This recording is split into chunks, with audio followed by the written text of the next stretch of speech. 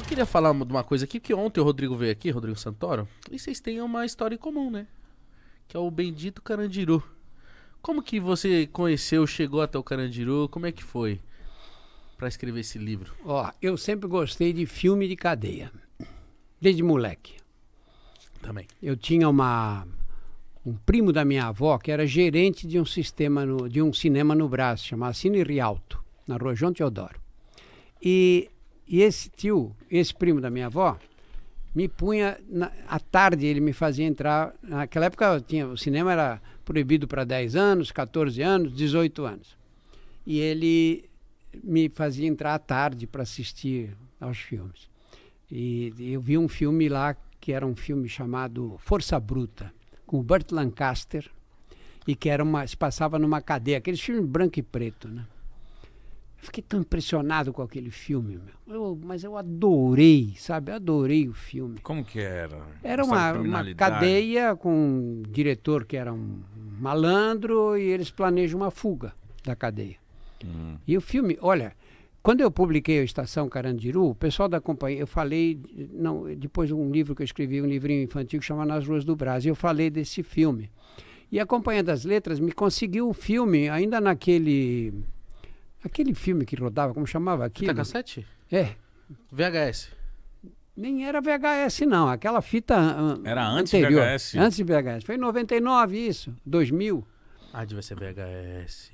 Não era, não. Não? Acho que era aquele que você punha, depois você tinha que enrolar. Não. Videocassete. Uma fita assim. Era aquela fita. E eu assisti com a minha mulher. Eu tinha já nessa época 50 anos mais tarde de ter visto o filme. Pô, eu lembrava do filme todinho, inteiro. Lembrava até de diálogos do filme. Caramba. Você imagina como me marcou. Eu assisti, acho que tinha uns 10 anos quando eu vi o filme. Muito bem. Aí um dia me pediram, eu comecei a fazer umas vinhetas para falar de AIDS, porque a AIDS chegou aqui e todo mundo chamava AIDS de peste gay, sabe? Na imprensa, peste gay, que era só doença de homossexual. Aí eles diziam na época que era castigo de Deus para os homossexuais. Eu já vi isso. Não. Já vi isso. E eu tinha um amigo que dirigia a Jovem Pan naquela época, que era uma rádio maravilhosa, era a melhor rádio de São Paulo, a maior audiência. E eu dei uma entrevista para ele. E na rádio gravei uma coisa sobre o médico que aparecia em meio de comunicação de massa naquela época, ficava desmoralizado completamente com os colegas. Médico, Sério? Eles não gostavam? Não gostavam.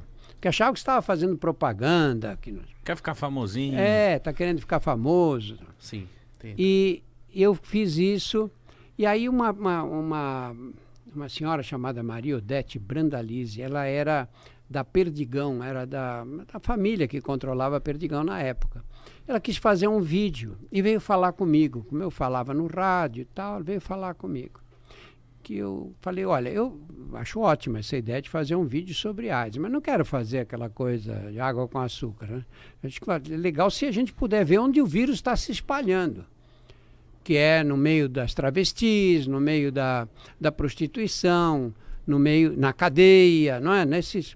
Entre os usuários de droga. Nós filmamos droga, o pessoal tomando baque na veia, que era a droga da moda na época, né? Cocaína, água, injetava na veia. Cocaína com água?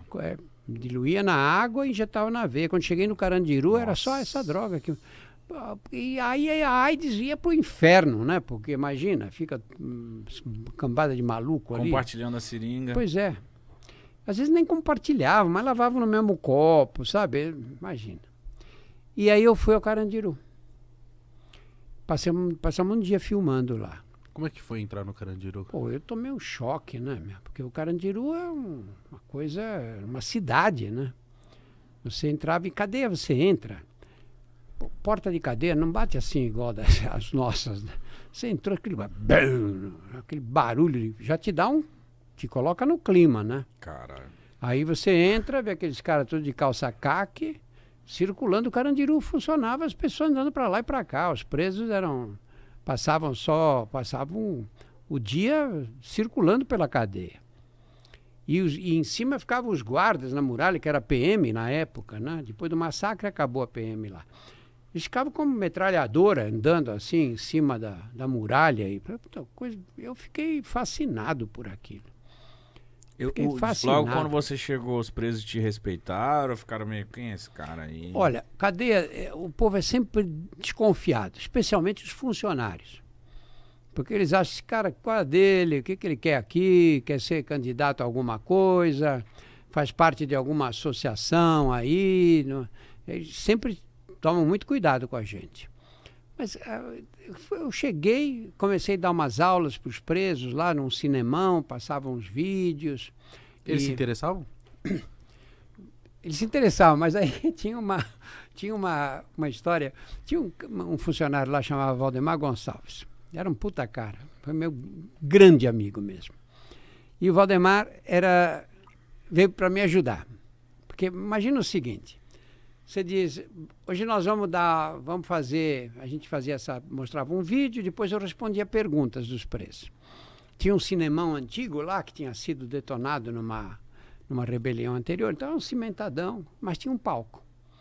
E eu conseguia um telão, a Unip me emprestava o telão, equipamento de som, e a gente punha um vídeo, aí eu respondia as perguntas para eles e depois eu ia embora. Só que como é que você faz? A gente punha uns 400 de cada vez. Você não pode pegar esses 400, porque senão um cara vai, outro não vai. Então tinha que ser uma coisa organizada. E esse Valdemar que bolou a forma final. Falou, o senhor vai ter 2 problemas aqui. O primeiro é que tirar vagabundo da cama às 8 horas da manhã é muito difícil. E se não tira logo de cara, porque ele tirava, e os outros tinham que estar trancados. Porque ali, se você saía do pavilhão naquela época, era morte toda hora, não é? Quando você saía do seu pavilhão, você corria risco nos outros. Então, o que eles faziam? Aqui ele fazia assim. Hoje vai 2 andares do pavilhão 8. Aí eu abria só essas celas e trazia. A hora que eles entravam no cinema, aí abria a cadeia inteira.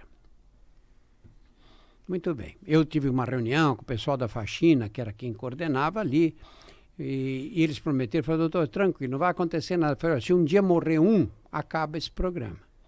Falei, não vai morrer ninguém. E bandido tem esse lado bom, né? Quando eles falam, acontece, né? Lei de bandido não é igual a nossa, não. Aí, esse Valdemar bolou o esquema total, que foi o que acabou funcionando. Ele falou, o senhor faz assim, eles vêm para cá, o senhor passa o vídeo, dá a aula, eles perguntam, o senhor responde, aí o senhor vai embora, sai do cinema. A sua aula era para falar de AIDS. De AIDS, era só AIDS. Aí o senhor sai e vai embora. E aí eu passo um filme de sacanagem para eles. Falei, pô, Valdemar, mas eles vão chegar só para ver o filme de sacanagem. Falaram, não, é um pacote. Caraca, que legal. Você vem, entrou, acabou, eu tranco a porta. Pacote. Amei isso. Pra ver o pornozão, vai ter que ver a educação tem que assistir primeiro. o doutor falando aqui. Os caras te viam Pô, de isso pau aí duro. funcionou, uns 10 anos ou mais. Os caras, vai logo, doutor. Vamos logo, eu quero ver quem vai. Manuela agora. Desculpa, continua. Mas funciona. A primeira já funcionou. Funcionou durante 10 anos isso. 10 anos. Nós íamos passando, terminava o último pavilhão, voltava para o começo, porque também os presos rodavam, né? Em 1, 2 anos mudavam, que meses mudavam os presos, né? Aí eu fico pensando, pô, só no Brasil que podia acontecer uma coisa dessa. Né? Verdade, cara, mas Imagina, que funciona. cadeia do mundo. E logo funcionou Oh, os seus vídeos, a sua educação. A galera logo se conscientizou? começou a funcionar lá? Muito. Muito por quê? Olha, as perguntas que eles faziam, primeiro, respeito total. Total. Ninguém falava um palavrão. Estamos falando de sexo, né? Eles faziam perguntas específicas. Não usavam uma palavra pesada, nada. Na maior educação. Meu. Segundo lugar, as perguntas que eles faziam eram perguntas melhores do que os médicos me faziam quando eu dava aula. Porque eles conheciam a doença dali, estavam no meio deles ali, né? E eles viram o cara chegar lá do tamanho de vocês, forte e tal, não sei o quê. 6 meses depois, o cara não conseguia ficar em pé de tão magro que estava. Então, eles conheciam a doença. E aí, aí eu comecei a atender, porque não tinha outro jeito. Eles me paravam depois da aula, oi, doutor, como eu tô aqui, abri a boca, puta, cheio de sapinho, o outro estava com febre, outro emagrecendo. E aí eu comecei a atender. DST, então, na cadeira, muito comum. Direto. E aí, então, você ficou bem quisto por eles lá, esse tempo todo que você deu aula lá? Médico em cadeia. Quando o cara... Claro que tem uns médicos que estão lá por causa do salário e para chutar os presos o mais depressa possível. Mas quando você tem um médico que atende, é respeitadíssimo na cadeia. Acho que é o personagem mais respeitado. Olha, eu estou nessa brincadeira de cadeia 33